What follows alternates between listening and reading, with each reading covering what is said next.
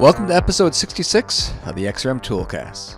In this episode, it's just me, myself, and I, going through and giving thanks to those that have played a significant role in the XrmToolCast as a whole.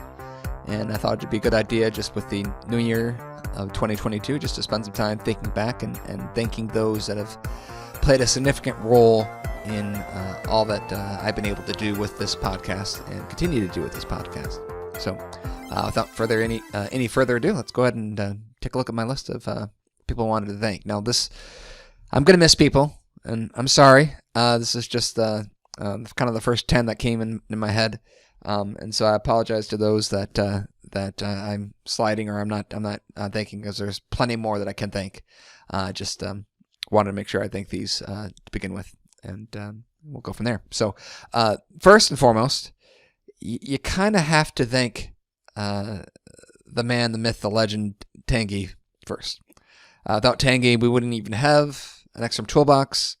Without him, I wouldn't have tools in it. So that was one of the major, I think, things that I did in order to become an MVP or to maintain my MVP.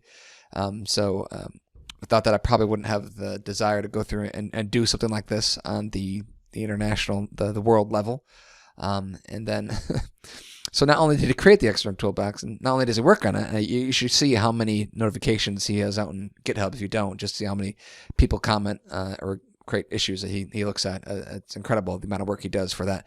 He's also managed to make 37 tools, 37 within the toolbox. So, which is just incredible along all those things. And he was our first guest on the podcast, which was nice. It was kind of great just to have him and be able to talk to him, even if English is not as his first language, not his native tongue, but he still managed to be willing to go through and figure out how to do that in a way that we could all communicate. So I really, really do appreciate him immensely, and the XRM Toolcast wouldn't have the name it has. It probably wouldn't be in existence if not for Tangy. So thank you, Tangy. Everyone should reach out, and if you're not connected to him, reach out on LinkedIn, connect to him, and thank him personally for all the work that he puts in for the community. So that's the first one, Tangy. Second one has to be Jonas. Starting a podcast is hard. Trying to have a podcast where it's just you talking the whole time and still be interesting is even harder. And not knowing any idea what we're doing, and trying to figure out all that stuff at the beginning was very difficult. And without Jonas, I don't know if I even would have started this podcast. I just had the idea, and so it was great being able to co-host with him. And I do hope that in the future he'll continue to get better and be able to co-host again. So. But I mean, and that kind of goes back to the crazy part about Jonas. He would have made this list for any of these categories, like for the tools that he's made, for being co-host, and for being a friend. Those are all reasons that he would have made the list as well. But to add on to that, to be able to overcome his stroke to the point where, and it's not, I mean. He shows true grit and determination. I guess that's really what I'm trying to say. And being able to keep on keeping on when it's not difficult, and to share his journey and to walk through that and to be vulnerable on that. All to speak to who Jonas is. And man, what a great person to have as a friend. Thank you, Jonas. Keep on working at getting better. Keep on working on recovering and being able to do things. The video of you, running across or jogging across the room was pretty epic. And I pray that we'll be able to see more and more improvements for you in 2022, especially as you come to your anniversary of your stroke. So, Jonas, thank you. Third on this list. How can I not thank Scott Daryl? Not only in his amazing tools, on the things he does for the community, and just this last summit, I got to sit down with him in Texas, and man, we just had some really good chats on a personal level, and that was just a great time as well. And even on top of all this, he's offered to fill in as a co-host. And man, how could I have a better fill-in co-host than Scott? So I'm not even. I mean, if Jonas is able to actually rejoin us, we'll have to see if maybe Scott will stay on, and we'll have three of us co-hosting or hosting together. I guess that's the way to say it. But Scott, thank you so much for offering to join and for making time in your schedule to do this podcast every other week. So really do appreciate that. Look forward to seeing what we do in 2022 for the podcast. Okay. Next up, I don't think people realize how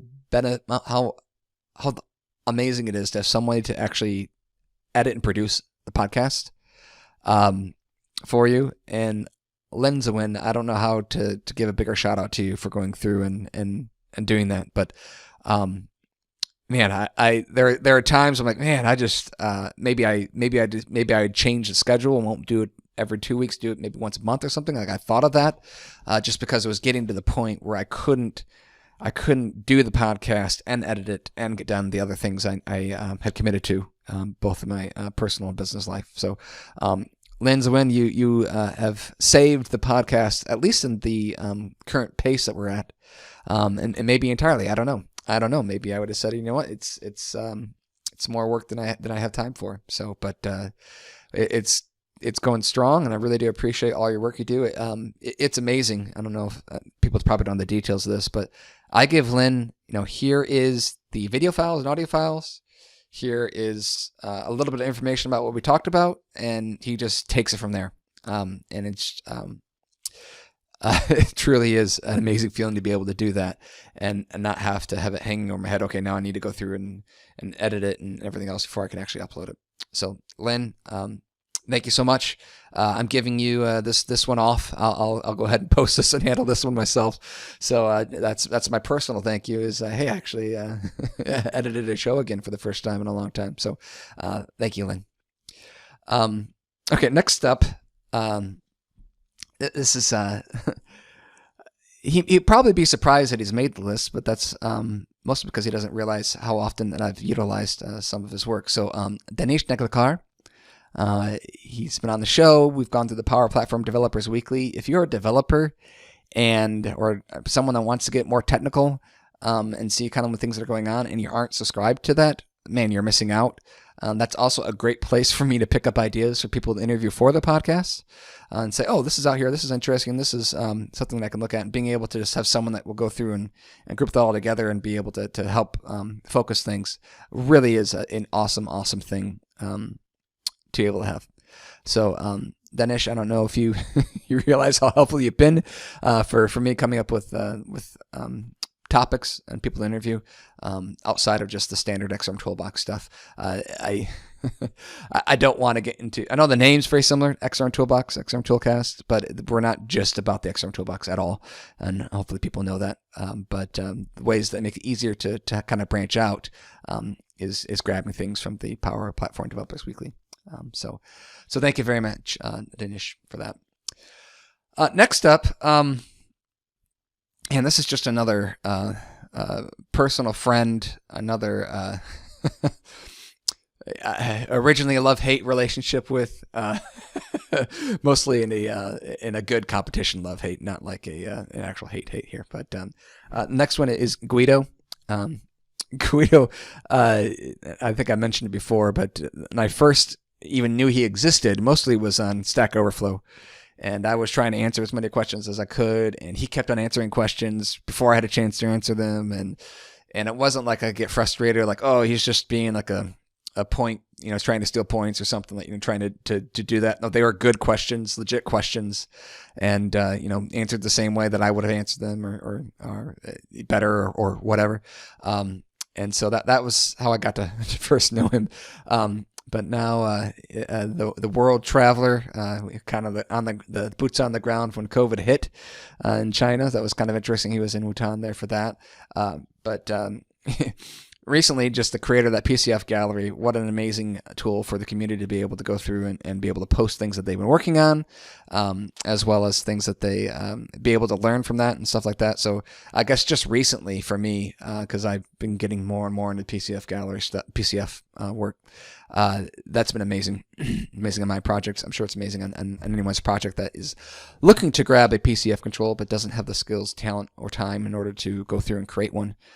Being able to share that on the PCF gallery, it's just been amazing. So Guido, thank you for that. Thank you for coming on the show and for just being you, for being probably the only person I could think of in the last 4 or 5 years that has been like that takes like actual real life or prints out real life pictures and gives them to people. That was what happened at the last, was it the last MVP summit? Oh man, I can't remember if the last one or the one before. I think it was the last one we actually met in person, but yeah, it was just kind of a special, neat thing to haul your your printing equipment and all the way from another country, another continent, just to come and be able to print things off and give things to people. So, Guido, thank you so much. Next up is actually, I don't think we've had her on the show. We've had her husband, and they're married, so they're one and the same. So I guess that'll count. But I have to thank immensely Juliak for helping me to get started in the community. I mean, when I first heard about MVPs, she was definitely on the list, but I didn't know what it meant to be one or how they were actually, like, what are the actual steps that are involved with it. And she took me along with, I don't know how many other MVPs. She's kind of the MVP mother just because of how many people she's kind of mentored and brought underneath, quote unquote, her ring, but her wings or whatever. No, Julie, thank you so much for all you've done to me personally to get me to this point. But then just as a community as a whole, and just helping to organize things. You probably shouldn't have to be the one doing it, but you step up and do it anyway. So that's, I don't think we can ever give you enough thanks for that. So thank you. Thank you immensely. Next up, I'm going through kind of faster, but that's okay. Maybe something else you want to do here for New Year's. But next up, Gus Gonzalez. Gus. I think I've told this story before, but it's a good one. Before I started my company or started working for myself, it's hard to call it starting a company when it's basically just yourself doing it. But before I started working for myself, I knew I need somebody. I need a job lined up that I could go and do without having to advertise, hey, I'm looking to start my own company. And Gus was the one that presented me with the opportunity. And the funny story is, so I put in my 2 weeks notice. I quit my job. I buy a computer. I go through and do all the work to get incorporated, and I set up my company. I do all this work, and everything looks great. I go to see the client he introduces me to, and I get 1 day of work out of him. That's it. And so then I had to kind of go from there, and it as difficult as a start as it was, I wouldn't recommend doing that. But as difficult as it was, I don't know what other catalyst I would have had in my life to instigate that. So, thanks to Gus, I've been able to do my own company, which has given me the time to go through and do podcasting as well. So, as well as being on his podcast a few times as well, just to kind of share the love there. So, Gus, I really appreciate it. Appreciate trusting me to quit my job and to get started working for myself. And even if the client was only smart enough to keep us employed for 1 day, that was enough. That was all I needed. So thank you very much for that. Next up, it's a special thanks to Joel Lindstrom. Joel was the one that actually first handled like hosting the back end or the actual podcast audio files himself. So we used to be a part of the CRM podcast, and that's what it was, wasn't it? CRM podcast? I think that's what it was. I don't know. Keep on. It's been so long. CRM audio. Yeah, that's what it was. It's been so long. I forgot. But Joel was the one that helped me get my feet wet. To go and start and know everything you need to set up and how to do everything is kind of hard and daunting for me. And it's much easier to get my feet wet before I have to jump all in. And Joel was instrumental in that, as well as starting a couple other podcasts as well. Although I don't know how many of the other ones are still going. So Joel was kind of the father of all these podcasts, and the XrmToolCast happened to be one of the podcasts. And so Joel, special thanks to helping get us started and getting me started and helping me to see everything I needed to do and the steps I needed to take. Without that, we wouldn't be here. So special thanks to Joel as well. And then finally, number 10. I'm picking one person here, but I mean, there's plenty of other people that you could add to this list. But at Microsoft, but the person I'm picking is Matt Barber for the slot, and you can add in a handful of people. Most of the top level team and senior at Microsoft that's responsible for the Power Platform, and others that have been around for forever as well, like Jim Daly as well. But Matt, man, if you don't know who he is, and you're a developer, wow, hopefully you're brand new, because you've been missing out if you've been a developer for a long time and don't know who Matt is. But Matt he's kind of, I think, the biggest weekend warrior for tools at Microsoft. Not only has he grown from his roles at Microsoft, I'm not even sure what his official title is now, but he was like the king, the controller, the everything of the SDK, of the way that we communicated with CRM and maintaining compatibility for all this stuff. I mean, it's 2021.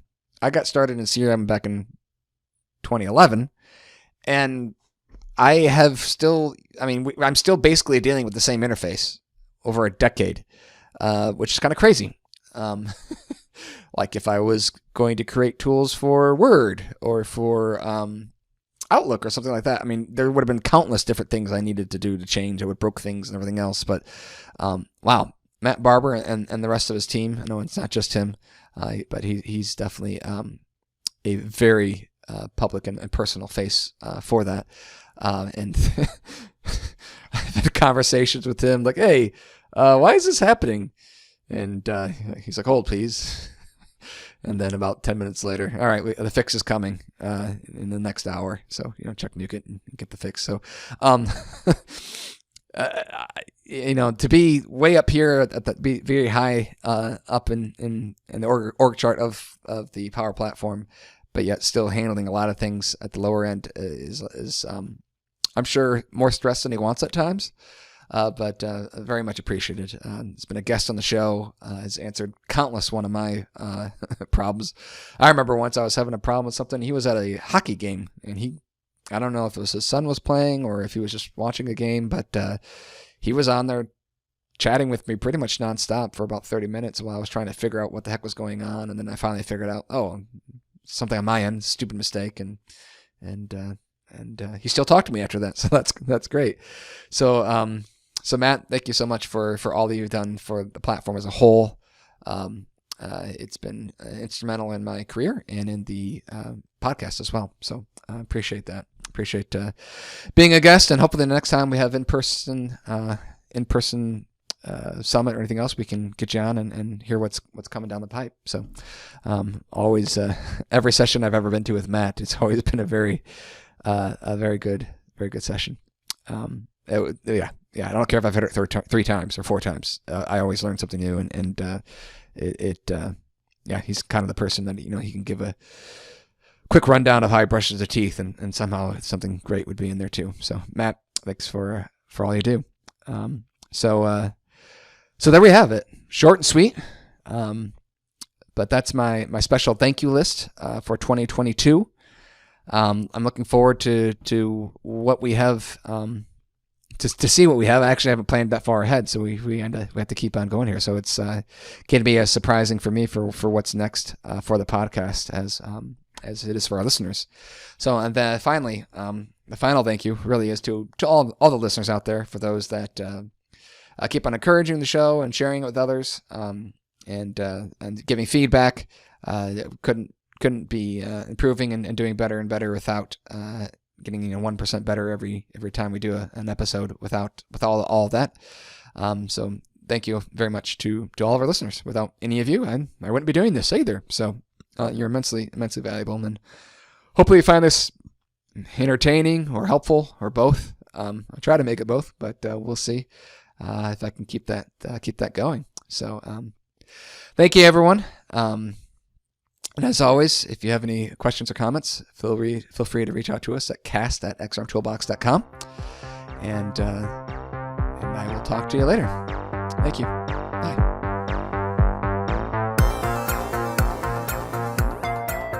This has been the XRM Toolcast with Daryl Labar and Scott Daryl. Produced by Lynn Zawin.